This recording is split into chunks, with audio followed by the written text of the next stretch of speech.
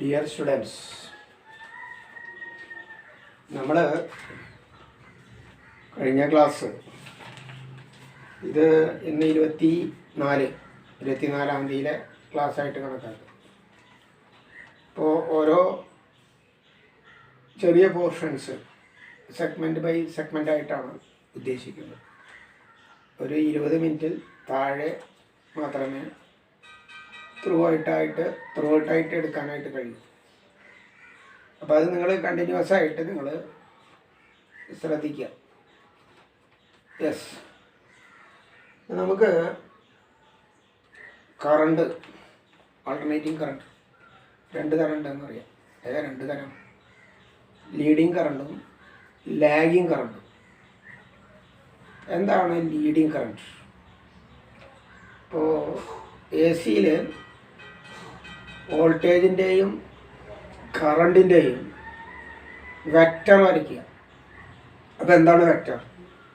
Vector എന്ന് പറഞ്ഞാൽ ഒരു അളവ് ഉള്ളതും ഒരു ദിശ ഉള്ളതും, അങ്ങനെയുള്ള ഒരു ക്വാണ്ടിറ്റി, ഒരളവും ഒരു ദിശയും. എന്താ ദിശ? ദിശ എന്ന് പറഞ്ഞാൽ ഒരു ഡയറക്ഷൻ, ഇന്ന ഡയറക്ഷനിൽ. ഇപ്പോൾ നോർത്ത് നിന്ന് സൗത്തിലേക്ക് ഒരു ഡയറക്ഷൻ, അല്ല വെസ്റ്റിൽ നിന്ന് ഈസ്റ്റിലേക്ക്, ദാറ്റ് ഈസ് എ ഡയറക്ഷൻ. ഇവിടെ ദിശയും ഉണ്ടായിരിക്കും, അളവും ഉണ്ടായിരിക്കും. അതിനെയാണ് വെക്റ്റർ എന്ന് പറയുന്നത്, വെക്റ്റർ ക്വാണ്ടിറ്റി. അപ്പോൾ ആൾട്ടർനേറ്റിംഗ് കറണ്ട് അല്ലെങ്കിൽ ആൾട്ടർനേറ്റിംഗ് സപ്ലൈ, വോൾട്ടേജ് അതുപോലെ തന്നെ കറണ്ടും രണ്ടും പൂരകങ്ങളാണ്. വോൾട്ടേജ് ഇല്ലാതെ കറണ്ട് ഇല്ല, കറണ്ട് ഇല്ലാതെ വോൾട്ടേജ് ഇല്ല. ഇതൊക്കെ എല്ലാവരും മനസ്സിലാക്കിയിട്ടുണ്ടാവും എന്ന് ഞാൻ വിശ്വസിക്കുന്നു. അപ്പോൾ വോൾട്ടേജിൻ്റെയും കറണ്ടിൻ്റെയും രണ്ടിൻ്റെയും സെപ്പറേറ്റ് വെക്റ്റർ വരയ്ക്കുകയാണെങ്കിൽ ആ വെക്റ്ററിന് ഇടയ്ക്ക് ഒരു ആംഗിൾ ഉണ്ടാകാം. ചിലപ്പോൾ ഉണ്ടാവില്ല, ഒരു ലൈനിൻ്റെ മുകളിൽ കൂടിയിട്ട് തന്നെ വേറെ ലൈൻ വരാം. അപ്പോൾ ഇൻ ഫേസ് ആയിട്ട് വരും. അപ്പോൾ അവിടെ ദർ ഈസ് നോ ആംഗിൾ, അപ്പോൾ ആംഗിൾ 0 ആയിട്ട് മാറും. അപ്പോൾ നമ്മളിപ്പോൾ വോൾട്ടേജിൻ്റെ ഒരു വെക്റ്റർ വരച്ചു, അതിൽ തന്നെ കറണ്ടിൻ്റെ ഒരു വെക്റ്റർ വരച്ചാൽ അതിനിടയ്ക്ക് ഒരു ആംഗിൾ കിട്ടും. ആ ആംഗിളിനെ cosine of the angle, sine theta, cos theta, tan theta എന്നൊക്കെ പറഞ്ഞ് 7, 8, 9 പഠിച്ചിട്ടുണ്ടാവും. അങ്ങനെ ഒരു സംഭവം ഉണ്ട്. എന്തായാലും പഠിച്ചിട്ടില്ലെങ്കിലും അങ്ങനെ മനസ്സിലാക്കുക. അപ്പോൾ അതിൻ്റെ സൈൻ, കോസ്, ടാൻ, അതിൻ്റെ കൊസൈൻ ഓഫ് ദ ആംഗിൾ ഏതിൻ്റെ? വെക്റ്ററിൻ്റെ. ഏത് വെക്റ്ററിൻ്റെ? വോൾട്ടേജിൻ്റെയും കറണ്ടിൻ്റെയും വെക്റ്ററിൻ്റെ കൊസൈൻ ഓഫ് ദ ആംഗിൾ അതെത്രയാണ്? അതിനെയാണ് നമ്മൾ പവർ ഫാക്ടർ എന്ന് പറയുന്നത്. പവർ ഫാക്ടർ, അപ്പോൾ അതിന് ഒരു ആംഗിൾ ഉണ്ടെങ്കിൽ പവർ ഫാക്ടർ ഇത്ര. പവർ ഫാക്ടർ എപ്പോഴും മാക്സിമം 1, എപ്പോഴും 1-ൽ താഴെയായിരിക്കും. 0.9, 0.8, 0.7, 0.8, 0.9 അങ്ങനെയാണ് വരിക. പവർ ഫാക്ടർ ഒന്നായിട്ട് വരികയാണെങ്കിൽ അതിനെ യൂണിറ്റി പവർ ഫാക്ടർ എന്ന് പറയും. പവർ ഫാക്ടർ എപ്പോഴും ലീഡിങ്ങോ അല്ലെങ്കിൽ ലാഗിങ്ങോ ആയിരിക്കും. ലീഡിങ് എന്ന് പറയുന്നത് AC സപ്ലൈ റെസിസ്റ്റീവ് ലോഡിലേക്ക്, റെസിസ്റ്റൻസ് മാത്രം, പ്യുവർലി റെസിസ്റ്റൻസ് മാത്രം, അല്ലെങ്കിൽ ഹീറ്റിംഗ് എലിമെൻറ്റിലേക്ക് AC സപ്ലൈ കൊടുക്കുകയാണെങ്കിൽ അവിടെ നമുക്ക് യൂണിറ്റി പവർ ഫാക്ടർ അല്ലെങ്കിൽ ലീഡിങ് പവർ ഫാക്ടർ എന്ന് പറയും. യൂണിറ്റി ആവാം അല്ലെങ്കിൽ ലീഡിങ് ആവാം. കോയിലിലേക്ക് AC സപ്ലൈ കൊടുത്താൽ അവിടെ വരുന്നത് ലാഗിങ് പവർ ഫാക്ടർ ആയിരിക്കും. അതുപോലെ തന്നെ കപ്പാസിറ്റൻസിലേക്ക് AC സപ്ലൈ കൊടുത്താൽ അവിടെ ലീഡിങ് പവർ ഫാക്ടർ ആയിരിക്കും. അപ്പോൾ 2 ഘടകങ്ങളുണ്ട്. ഒന്ന് ലീഡിങ് പവർ ഫാക്ടർ, മറ്റൊന്ന് ലാഗിങ് പവർ ഫാക്ടർ, പിന്നെ unity power factor. Power factor എന്ന് പറയുന്നത് ഒരു റേഷ്യോ ആണ്, അതിന് യൂണിറ്റി ഇല്ല എന്ന് നമ്മൾ മനസ്സിലാക്കിയിട്ടുണ്ടാകും. അപ്പോൾ യൂണിറ്റി എന്ന് പറഞ്ഞാൽ ഒന്നാണ് പവർ ഫാക്ടറിൻ്റെ വാല്യൂ, അതതിൻ്റെ വില, അല്ലെങ്കിൽ ഒന്നിൽ താഴെയായിരിക്കും. 0.9, 0.8 അങ്ങനെ പോകും. അപ്പോൾ അത് ലീഡിങ് ആണ് എങ്കിൽ, അതായത് കപ്പാസിറ്റി ലോഡ്, കപ്പാസിറ്റൻസിലേക്ക് AC സപ്ലൈ കൊടുത്താൽ അവിടെ ഉണ്ടാകുന്നത് ലീഡിങ് പവർ ഫാക്ടർ ആയിരിക്കും. കോയിലേക്ക് AC സപ്ലൈ കൊടുത്താൽ അവിടെ ഉണ്ടാകുന്നത് ലാഗിങ് പവർ ഫാക്ടർ ആയിരിക്കും. അപ്പം അങ്ങനെ മനസ്സിലാക്കുക. അപ്പോൾ ഹീറ്റിംഗ് ലോഡൊക്കെ ആണെങ്കിലോ അവിടെയും റെസിസ്റ്റീവ് ആണ് എങ്കിലും അവിടെ ലാഗിങ് വരാൻ സാധ്യത കുറവാണ്. അപ്പോൾ പവർ ഫാക്ടർ എന്ന് പറയുന്നത് നമ്മൾ കണക്ട് ചെയ്യുന്ന ലോഡിനെ ഡിപ്പെൻഡ് ചെയ്തിട്ട്, ലോഡിനെ ആശ്രയിച്ചിട്ടാണ് പവർ ഫാക്ടർ വരിക എന്ന കാര്യം മനസ്സിലാക്കി പോവുക. അപ്പോൾ ഇതിൽ ലീഡിങ് കറണ്ട് എന്ന് പറയുന്നത്, ഇപ്പോൾ AC സപ്ലൈക്ക് ഒരു മിനിമം ഉണ്ട്. മിനിമം എന്ന് പറഞ്ഞാൽ ഏറ്റവും മിനിമം ഒരു 0-ൽ നിന്ന് തുടങ്ങി മാക്സിമത്തിലെത്തി വീണ്ടും 0-ലേക്ക് പോയി, 0 പിന്നെ കീഴ്പ്പെട്ടാൽ പോകണം. അപ്പോൾ അതെന്തായി? Negative value. ആ നെഗറ്റീവ് വാല്യൂവിൽ ഒരു മാക്സിമം ഉണ്ട്. അത് വീണ്ടും കുറഞ്ഞ് 0-ലെത്തി പിന്നെ പോസിറ്റീവിലേക്ക്. അങ്ങനെ ഒരു വേവിൻ്റെ രൂപത്തിൽ, വേവ് നമ്മൾ വരയ്ക്കുകയാണെങ്കിൽ വേവ് ഇതാണ് 0 ആയിട്ട് കണക്കാക്കുമ്പോൾ ഇത് മാക്സിമം, ഇത് മിനിമം എന്ന് പറയാൻ വേണമെങ്കിൽ ഇത് നെഗറ്റീവ് മാക്സിമമാണ്. ഇത് 0, ഇത് 0, ഇത് 0, ഇതൊക്കെ 0. ഇത് പോസിറ്റീവ് മാക്സിമവും ഇത് നെഗറ്റീവ് മാക്സിമമാണ്. അപ്പം അങ്ങനെ ലീഡിങ് പവർ ഫാക്ടർ കറണ്ട് ഉണ്ട്, അതുപോലെ തന്നെ ലാഗിങ് കറണ്ടും ഉണ്ട്. കറണ്ട് എപ്പോഴാണ് ലീഡിങ് ആവുക? വേണമെങ്കിൽ നമുക്ക് പറയാം, AC സർക്യൂട്ടിൽ കറണ്ട് മാക്സിമത്തിലും അതുപോലെ മിനിമത്തിലും വോൾട്ടേജിനേക്കാൾ മുമ്പ് എന്ന് പറഞ്ഞാൽ രണ്ടും ഒപ്പം തന്നെയാണ്. പക്ഷേ വോൾട്ടേജ് വെക്ടറിനേക്കാൾ മുൻപ് കറണ്ട് വെക്ടർ മിനിമത്തിലും മാക്സിമത്തിലും എത്തുകയാണെങ്കിൽ അതിന് ലീഡിങ് കറണ്ട് എന്ന് പറയുന്നു. നേരെ തിരിച്ച് ലാഗിങ് കറണ്ട് എന്ന് പറഞ്ഞാലോ, കറണ്ടിനേക്കാൾ മുമ്പ് വോൾട്ടേജ് വെക്ടർ മാക്സിമത്തിലും എത്തണം, മിനിമത്തിലും എത്തണം. അങ്ങനെ വന്നാൽ അതിന് ലാഗിങ് കറണ്ട് എന്ന് പറയുന്നു.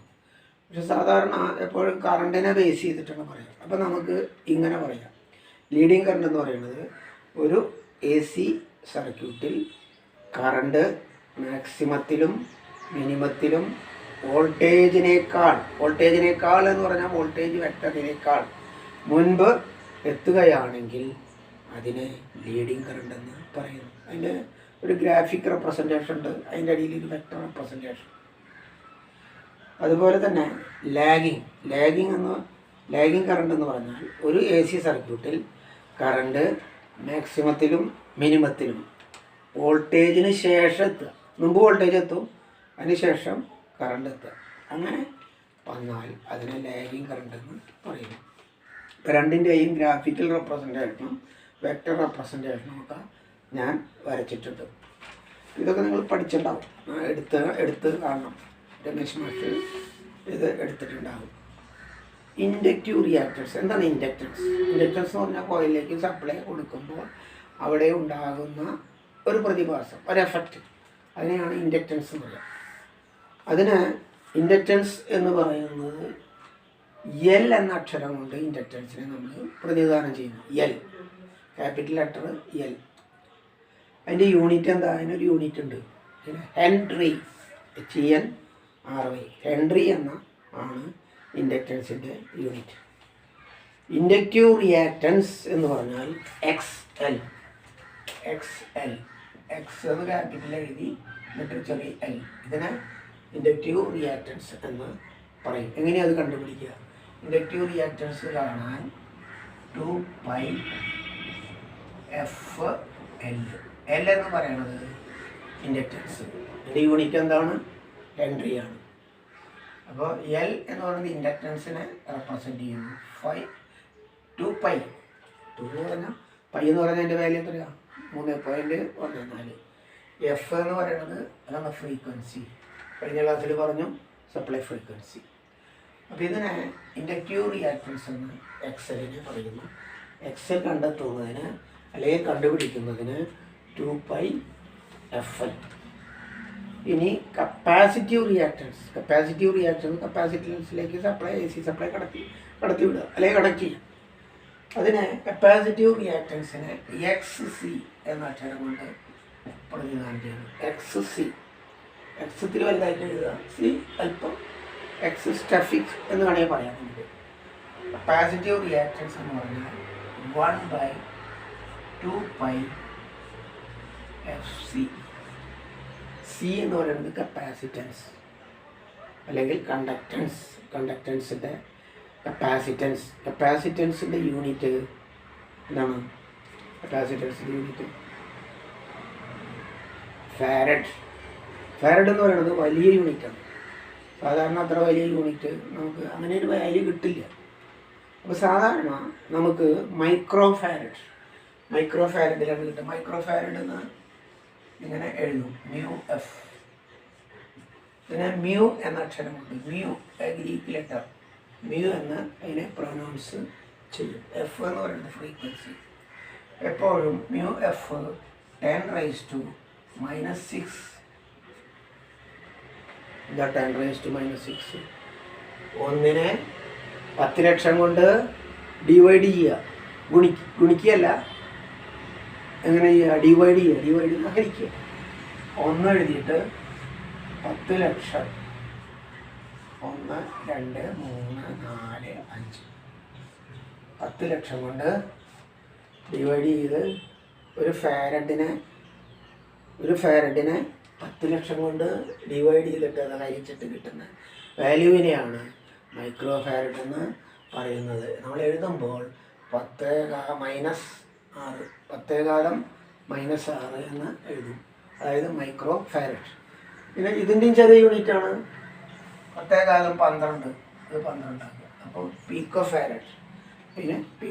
അപ്പോൾ ഫാരഡ് എന്ന് പറയുന്നത് വലിയൊരു യൂണിറ്റ് ആയതുകൊണ്ട് നമുക്ക് ഫാരഡിൽ ഒരിക്കലും കണക്ക് കൂട്ടാനോ കാൽക്കുലേഷനോ കിട്ടാറില്ല. മൈക്രോ ഫാരഡിലാണ് എപ്പോഴും വാല്യൂ ഉണ്ടായിരിക്കുക എന്ന കാര്യം മനസ്സിലാക്കുക.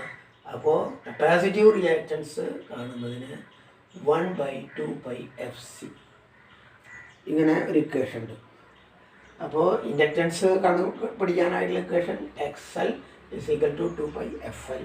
കപ്പാസിറ്റീവ് റിയാക്ടൻസ് കാണാനായിട്ട് 1/2πfc. സി എന്ന് പറയുന്നത് കപ്പാസിറ്റൻസ്, അത് ഫാരഡിൽ, അതായത് മൈക്രോ ഫാരഡിലാണ്. ഒരിക്കലും ഫാരഡിൽ വാല്യൂ നമുക്ക് കിട്ടില്ല, മൈക്രോ ഫാരഡിലാണ് വാല്യൂ കിട്ടുക എന്ന കാര്യം ഓർക്കുക. ഇനി ഇമ്പിഡൻസ് എന്ന് പറഞ്ഞൊരു പ്രതിഭാസമുണ്ട്. എന്താണ് ഇമ്പിഡൻസ്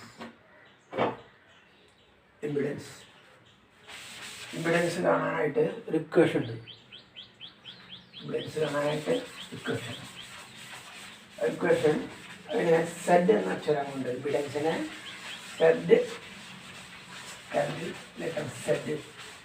സെഡ് എന്ന അക്ഷരം കൊണ്ട് അതിനെ പ്രതിനിധാനം ചെയ്യുന്നു. ഇമ്പിഡൻസ് കാണാൻ നമുക്ക് വേണമെങ്കിൽ ഇങ്ങനെ എഴുതാം. സെഡ് സമം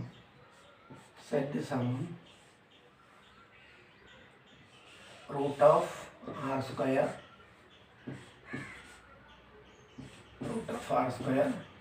പ്ലസ് XL². XL എന്ന് പറയുന്നത് ഇൻഡക്റ്റീവ് റിയാക്ടൻസ്. അപ്പോൾ ഇങ്ങനെയുള്ള ഇക്വേഷൻസ് നിങ്ങൾ പഠിച്ചിട്ടുണ്ടാവും. ഇമ്പിഡൻസിനെ സെഡ് എന്ന അക്ഷരം കൊണ്ട് റെപ്രസെൻറ്റ് ചെയ്യുന്നു.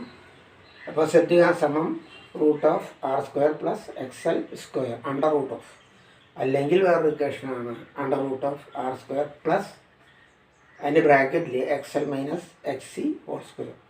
ഇമ്പിഡൻസിൻ്റെ യൂണിറ്റ് എന്ന് പറയുന്നത് ഓമാണ്. ഇൻഡക്റ്റീവ് റിയാക്ടൻസിൻ്റെ യൂണിറ്റും ഓമാണ്. കപ്പാസിറ്റീവ് റിയാക്ടൻസിൻ്റെ യൂണിറ്റും ഓമിലാണ്. റെസിസ്റ്റൻസിൻ്റെ യൂണിറ്റും ഓമിലാണ്. അപ്പോൾ ഇങ്ങനെ 2-3 ഇക്വേഷൻസ് ഉപയോഗിച്ച് നമുക്ക് AC-യിൽ പ്രോബ്ലം ചെയ്യാനായിട്ട് കഴിയും. ഇതിൽ തന്നെ കണ്ടക്റ്റൻസ് എന്ന് പറയുന്ന ഒരു ഘടകമുണ്ട്. അതിനെ G എന്ന അക്ഷരം കൊണ്ട് പ്രതിനിധാനം ചെയ്യുന്നു. G സമം y cos θ സമം R/z². അതുപോലെ സസ്പെക്റ്റൻസിനെ ബി എന്ന അക്ഷരം കൊണ്ട് പ്രതിനിധാനം ചെയ്യുന്നു. B is equal to Y sine theta സമം X divided by Z square. X എന്ന് പറയുന്നത് എക്സിനെ റിയാക്റ്റൻസ് എന്ന് പറയുന്നു. എങ്ങനെയാണ് റിയാക്റ്റൻസ് വരിക? ഇൻഡക്റ്റീവ് റിയാക്റ്റൻസും കപ്പാസിറ്റീവ് റിയാക്റ്റൻസും തമ്മിലുള്ള ഡിഫറൻസ്, അതിനെയാണ് റിയാക്റ്റൻസ് എന്ന് പറയുക. റിയാക്റ്റൻസിന് എക്സ് എന്ന അക്ഷരം കൊണ്ട് പ്രതിനിധാനം ചെയ്യുന്നു. ബോർഡ് ക്ലിയർ ആയിട്ടില്ല, അപ്പോൾ അതിൻ്റെ ഒരു ബുദ്ധിമുട്ടുണ്ട്. നമുക്ക് അത് എത്രയും വേഗം പരിഹരിച്ച് ബോർഡിൽ നിങ്ങൾക്ക് മനസ്സിലാകുന്ന വിധത്തിൽ എഴുതാനായിട്ട് ശ്രമിക്കാം. അപ്പോൾ തൽക്കാലം നിങ്ങൾ ഈ നോട്ടിൽ നിന്ന് ഇത് എഴുതിയെടുക്കാനായിട്ട് ശ്രമിക്കണം. അത് കഴിഞ്ഞാൽ അഡ്മിറ്റൻസ് എന്ന് പറയുന്നത് വൈ എന്ന അക്ഷരം കൊണ്ട് അതിനെ പ്രതിനിധാനം ചെയ്യുന്നു. വൈ എന്ന് പറയുന്നത് 1/z ആണ്. 1/z സമം √g² പ്ലസ് b². ഇത്രയും കാര്യങ്ങൾ നിങ്ങൾ പഠിച്ചിട്ടുണ്ടായിരിക്കും, ഫസ്റ്റ് ഇയറിൽ എടുത്തിട്ടുണ്ട്. AC ഫണ്ടമെൻ്റലിൽ പെട്ട കാര്യങ്ങളാണ്. അത് നിങ്ങൾ മനസ്സിലാക്കിയിട്ട് ഉണ്ടായിരിക്കും. ഈ പവർ ഫാക്ടറിനെ കുറിച്ച് ഞാൻ നേരത്തെ സൂചിപ്പിച്ചു. പവർ ഫാക്ടർ അതായത് PF. AC മാത്രമേ പവർ ഫാക്ടർ ഉള്ളൂ, DC പവർ ഫാക്ടർ ഇല്ല. അപ്പോൾ പവർ ഫാക്ടർ എന്ന് പറയുന്നത് PF എന്ന അക്ഷര ചുരുക്കപ്പേരിൽ P എന്നിട്ട് കുത്തിട്ട് F. PF എന്ന് പറഞ്ഞാൽ പവർ ഫാക്ടർ എന്നാണ് അർത്ഥം. അതിന് യൂണിറ്റ് ഇല്ല. കോസ് തീറ്റ എന്ന് പറഞ്ഞാൽ തിന്നാളതൊന്നുമല്ല. Cos theta that is a trigonometrical relation. ട്രിഗണോമെട്രിയുടെ റിലേഷനാണ് കോസ് തീറ്റ.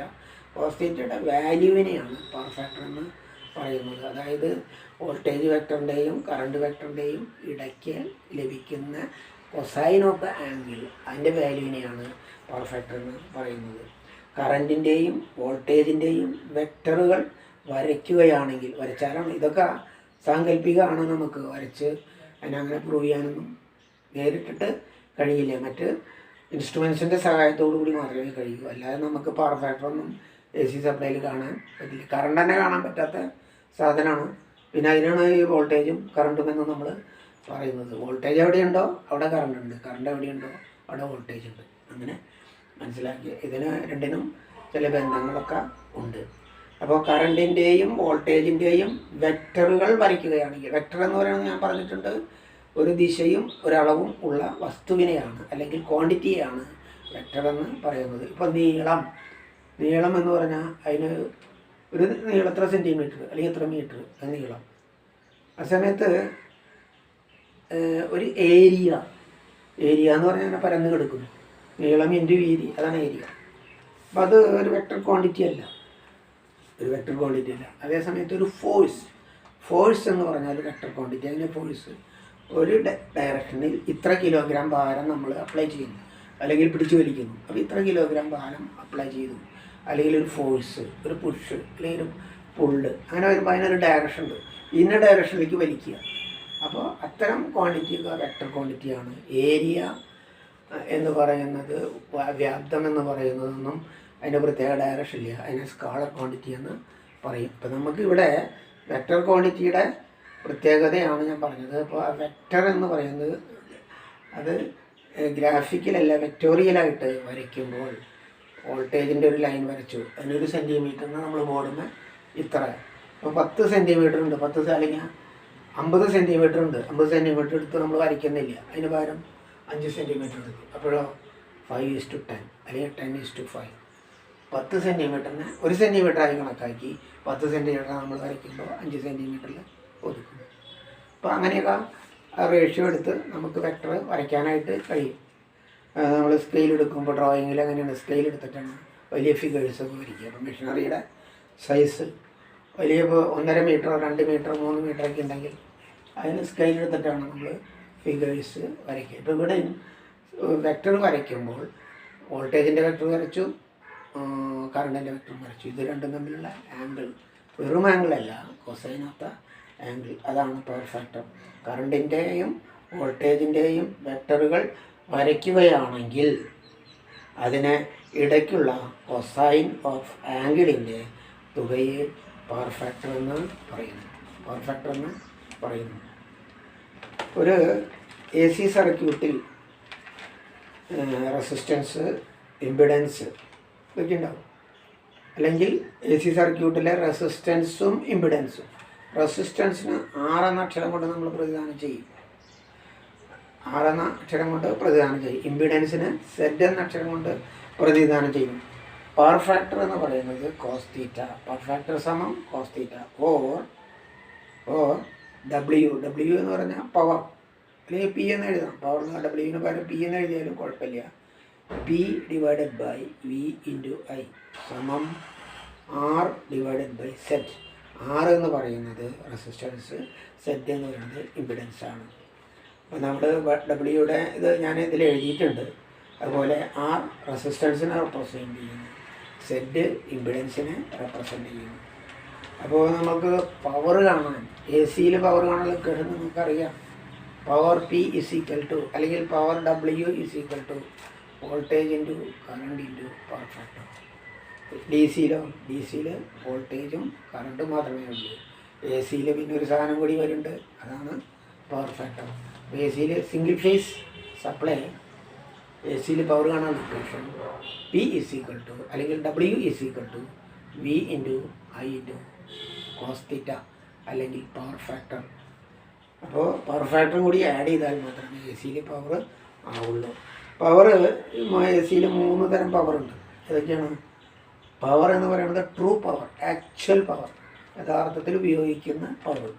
അതാണ് V ഇൻറ്റു I. V എന്ന് പറയുന്നത് വോൾട്ടേജ്, ഇൻറ്റു I എന്ന് പറയുന്നത് കറണ്ട്, ഇൻറ്റു കോസ് തീറ്റ. അത്രയും വാട്ട്സ്.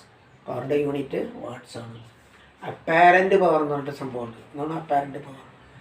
വോൾട്ടേജും കറണ്ടും മാത്രം. Product of voltage and current, V into I.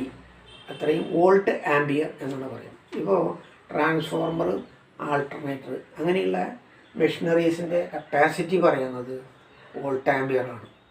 അത് ഉയർന്നതാകുമ്പോൾ KVA അല്ലെങ്കിൽ MVA. MVA എന്ന് പറഞ്ഞാൽ mega volt ampere. KVA kilo volt ampere. വാട്ടല്ല, വോൾട്ടാണ്, പ്രത്യേകം ശ്രദ്ധിക്കുക. അപ്പാരൻറ്റ് പവർ എന്ന് പറയുന്നത് V ഇൻറ്റു I ഇൻറ്റു